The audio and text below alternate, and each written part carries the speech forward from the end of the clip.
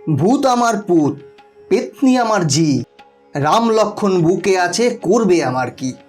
বন্ধুরা, ভূতে বিশ্বাস করে না বা ভূতে ভয় পায় না এমন মানুষ হয়তো খুব কম। আর ছোটবেলায় ভয় পেয়ে এই ছড়াটা বলেনি এমন বাঙালি খুব কমই আছে। ভূত আছে কি নেই সেই বিষয় নিয়ে অনেক বিতর্ক আছে, কিন্তু ভয়ের অনুভূতি কিন্তু আছে। তাই ভূতে বিশ্বাস করুন বা নাই করুন, ভূতের ভয় কিন্তু অধিকাংশ মানুষেরই আছে। আর আপনারা নিশ্চয়ই এটা শুনে থাকবেন, ভূতে ধরলে হনুমান চালিসা পাঠ করলে ভূত নাকি পালিয়ে যায়। শুধু হনুমান চালিসা কেন, হনুমানের নাম শুনলেই ভূত ভয়ে পালিয়ে যায়। কিন্তু কেন? হনুমানের সাথে ভূতের কি এমন শত্রুতা যার কারণে ভূতেরা হনুমানের নাম শুনলেই পালিয়ে যায়? বন্ধুরা, আজ আমি আপনাদের বলবো কেন ভূতেরা হনুমানের নাম শুনলে ভয়ে পালিয়ে যায়, এর পিছনের কারণ কি। আর তার সাথে সাথে ভারতবর্ষের এমন একটি মন্দিরের কথা বলবো যেখানে ভূতের মেলা বসে। যদি কখনো এই মন্দিরে যান তাহলে আপনি মন্দিরে গিয়ে দেখতে পাবেন মন্দিরের চারিদিকে ভূত আর ভূত। অবাক হচ্ছেন তো? অবাক না হয়ে চলুন জেনে নেওয়া যাক। বাল্মীকি রামায়ণ অনুসারে হনুমান ছিলেন বানররাজ কেশরী এবং অঞ্জনার পুত্র। পবনদেবের আশীর্বাদে তার জন্ম হয়েছিল বলে তাকে পবন নন্দন বা মারুতি নন্দনও বলা হয়। একবার মাতা অঞ্জনা হনুমানকে ঘরে রেখে বনে ফল সংগ্রহ করতে গিয়েছিলেন। ঠিক সেই সময় শিশু হনুমানের খুব খিদে পায়, আর তিনি আকাশের মধ্যে লাল রঙের একটি বস্তুকে দেখতে পান। সেটাকে তিনি পাকা আম ভেবে সেটাকে পাড়তে লাফ দেন এবং হনুমান সেটাকে ফল ভেবে খেয়ে ফেলে। সেটা আসলে সূর্যদেব ছিল এবং এই পুরো ঘটনাটি ইন্দ্রদেব লক্ষ্য করলেন। এরপর সূর্যদেবকে বাঁচাতে হনুমানের উপর আঘাত করে ইন্দ্রদেব, যার ফলে হনুমান অজ্ঞান হয়ে যায়। আর হনুমানের এই জ্ঞান হারানোর দৃশ্য পবনদেব দেখে খুব রেগে যায়, আর তিনি পৃথিবীকে বায়ু শূন্য করে দেন, যার ফলে পৃথিবীতে থাকা প্রত্যেকটি জীবের প্রাণ সংকটে এসে যায়। তখন দেবতারা পবনদেবকে তুষ্ট করতে হনুমানকে সুস্থ করে দেন, আর তার সাথে সাথে হনুমানকে বর দেন, যার মধ্যে ব্রহ্মা তাকে বর দেন তিনি যে কোনো সময়ে যে কোনো রূপে সশরীরে যে কোনো লোকে যেতে পারবেন, তাকে কেউ কখনো বাধা দিতে পারবে না।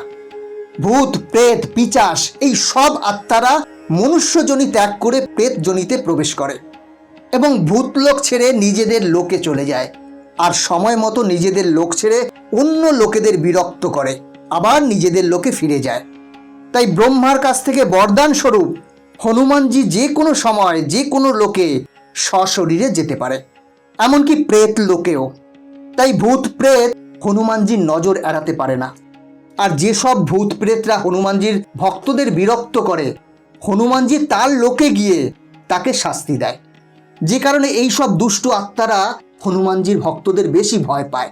আর হনুমান চালিসা পাঠ করার সাথে সাথে আমরা হনুমানজির চরণে নিজেকে সঁপে দিই, আর যে কারণে হনুমান চালিসা পাঠ করলে আত্মারা ভয় পেয়ে পালিয়ে যায়।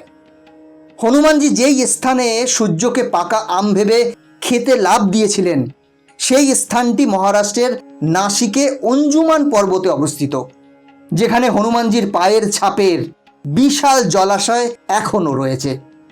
এই মত ছাড়া আরও একটি মত রয়েছে, যার মধ্যে একটি হলো হনুমানজি হলো দেবাদিদেব মহাদেবের একাদশতম রুদ্র অবতার। আর আমরা সবাই জানি মহাদেব হলেন ভূত, প্রেত, পিশাচ এদের আরাধ্য দেবতা আর তাদের প্রভু। সেদিক থেকে দেখতে গেলে হনুমানজিও ভূত, প্রেত, পিশাচদের প্রভু হন। তাই নিজের প্রভুর আশ্রয়ে আসা কোনো ব্যক্তিকে কিচ্ছু করতে পারে না, আর নিজের প্রভুর ভক্তদের ক্ষতি করার জন্য প্রভুর কাছে শাস্তি পাওয়ার ভয়ে তারা পালিয়ে যায়। তাই কলিযুগে 3 দেবতার প্রভাব সব থেকে বেশি বলে মনে করা হয়: কাল ভৈরব, হনুমানজি আর মহাকাল। আরেকটি মত অনুযায়ী মানব দেহ বা জীব দেহ তৈরি হয় পঞ্চতত্ত্ব দিয়ে: জল, আকাশ, অগ্নি, বায়ু ও মাটি। এবং কোনো আত্মাকে জীব দেহে থাকতে হলে তাকে এই পঞ্চতত্ত্বের মধ্যেই থাকতে হবে। যখন কোনো আত্মা তার আশ্রয় দেহকে ত্যাগ করে বেরিয়ে আসে তখন তাকে থাকার জন্য এই পঞ্চতত্ত্বের 4 তত্ত্বকে ছেড়ে শুধুমাত্র একটি তত্ত্বে থাকতে হবে, সেটা হলো বায়ুতত্ত্ব। এবং তাকে এই বায়ুতত্ত্বকে আশ্রয় করে এক স্থান থেকে আর এক স্থানে ভ্রমণ করতে হয়। পবনদেবের আশীর্বাদের কারণে হনুমানের এই বায়ুতত্ত্বের উপর বেশ প্রভাব ছিল, তাই কোনো আত্মা খুব সহজেই তার বশে চলে আসতো। তিনি খুব সহজে এই আত্মাদের কন্ট্রোল করতে পারত। এমনকি হনুমানজির যদি মনে হয় তাহলে সেই আত্মার কাছ থেকে তার অবশিষ্ট থাকার আশ্রয়, তার বায়ুতত্ত্বকেও কেড়ে নিতে পারে। তাই এই কারণে ভূত প্রেত পিশাচ হনুমানজিকে এবং তার ভক্তদের বেশি ভয় পায়। আর এর প্রমাণ দেখতে হলে আপনাদের চলে যেতে হবে ভারতবর্ষের রাজস্থানের বালাজি মন্দিরে। সেখানকার প্রধান দেবতা হলেন বালাজি। এই বালাজি নারায়ণের অবতার নয়, এই বালাজি হলেন স্বয়ং হনুমানজি। এখানে হনুমানের বাল্য রূপে পুজো করা হয়। আর আমরা সবাই জানি হনুমান তার বাল্য অবস্থায় কি কি কাণ্ড করেছিলেন, আর সেই কারণেই তাকে বালাজিও বলা হয়। সেখানে দেশ বিদেশ থেকে ভক্তরা আসে, কিন্তু মন্দিরের দর্শন করতে নয়, বরং নিজেদের প্রিয়জনদের প্রেত আত্মার হাত থেকে মুক্তি দেওয়ার জন্য। আর সেই বালাজি মন্দিরে স্বয়ং হনুমানজি সেই সব কুপ্রভাব থেকে রক্ষা করে। প্রতিদিন হাজার হাজার মানুষ এই মন্দিরে ঢোকার জন্য ভিড় করে, কিন্তু অধিকাংশ মানুষ এই মন্দির ঘুরে দেখার আগেই ভয় পেয়ে পালিয়ে যায়। এই মন্দিরে আপনাকে স্বাগত জানাবে কান ফাটানো তীক্ষ্ণ চিৎকার ও অদ্ভুত সব কাণ্ড। তাই ভূতে বিশ্বাস না করলেও এই মন্দিরে ঢোকার সাথে সাথে আপনার গা ছমছম করবে। একটা প্রথা আছে, যারা শ্মশানে গিয়েছেন তারা অবশ্যই জানবেন, অন্ত্যেষ্টি সমাপ্ত হলে চিতাভস্মে জল ঢেলে পিছনে ঘুরে না দেখার নিয়ম আছে। এই মন্দিরেও এই প্রথা আছে। পুজো দিয়ে চলে আসার সময় পিছনে ঘুরে আর মন্দিরের দিকে তাকাতে পারবেন না। আর নিয়ম ভেঙে যদি ঘুরে তাকান তাহলে কোনো অতৃপ্ত আত্মা আপনাকে নিজের বশে করবে। মরু অঞ্চল রাজস্থানে প্রচণ্ড গরম থাকলেও এই মন্দিরে ঢুকলে আপনাকে কনকনে ঠান্ডা হাওয়া কাঁপাবে। এই মন্দিরে পূজিত হন 3 দেব। প্রথম ঘরে কালভৈরব, মাঝখানে হনুমানজি এবং তৃতীয় ঘরে প্রেতরাজ। 1 বাক্স লাড্ডুর মধ্যে প্রথমে একটি একটি করে লাড্ডু 3 জন দেবতাকে অর্পণ করতে হয়, আর বাকি লাড্ডু ছড়িয়ে দিতে হয় মন্দিরের আনাচে কানাচে প্রেতাত্মাদের জন্য।